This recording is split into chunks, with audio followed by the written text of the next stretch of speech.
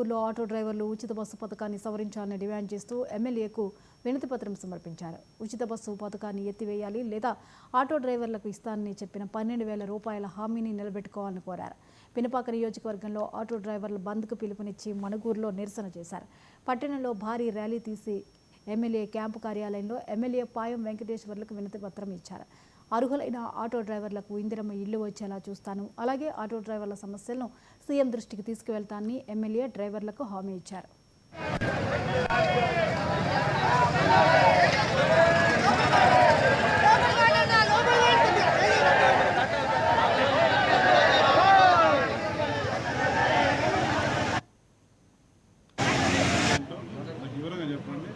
నేను DM గారిని పిలిపించి మాట్లాడతాను. ఏమాత్రం అవకాశం ఉన్నా నా వైపు నేను ప్రయత్నం చేస్తాను. ఇందిరమ్మ లేదు మీరు దరఖాస్తు పెట్టుకోండి, ఎంక్వైరీ చేపిస్తే ఏమన్నారు గ్రామంలో దరఖాస్తు పెట్టుకోండి. అర్హత ఉన్న ప్రతి ఒక్కరికి ఇందిరమ్మ నా అకౌంట్లో ఇస్తాను. మిగతా ఏదో స్టేట్ లెవెల్ ఉంది గుర్తున్నారు, అదేంటంటే నేను మీ లెటర్తో పాటు నా లెటర్ కూడా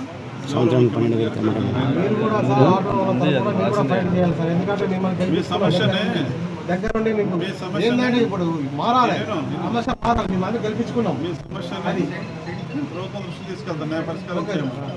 డిసిజన్ ఇది స్టేట్ లెవెల్ ఇష్యూ కాబట్టి గవర్నమెంట్లో ముఖ్యమంత్రి గారు చూస్తారు. బస్సు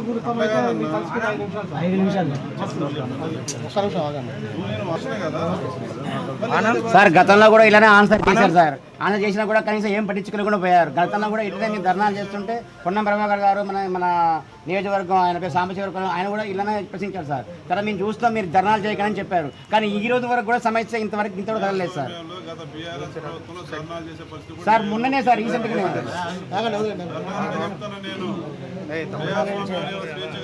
కాంగ్రెస్ పార్టీ ప్రభుత్వం ధర్నాలు ప్రజాస్వామ్యబద్ధంగా ధర్నా చేసుకోవచ్చు, నిరసన తెలియజేసి సమస్యలు చెప్పవచ్చు అని ప్రజాస్వామ్యాన్ని బతికించాలని రేవంత్ రెడ్డి గారి ప్రభుత్వం వచ్చిందని తెచ్చింది.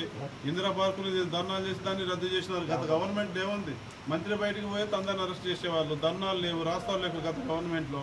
ఇవాళ ఫ్రీగా ప్రజాస్వామ్యబద్ధంగా ప్రజాస్వామ్యాన్ని బతికించాలని మన ముఖ్యమంత్రి రేవంత్ రెడ్డి గారు ధర్నా సభ ఉండిన ఇందిరా పార్క్ దగ్గర అది కూడా ఎత్తేసే గత ప్రభుత్వంలో.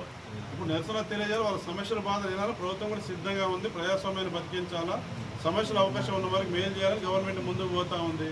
గత కేసీఆర్ సారు 10 సంవత్సరాలు అధికారంలో ఉన్నాడు, 8,000 19,000 కోట్లు అప్పు చేసి పోయినాడు. 8,19,000 కోట్లు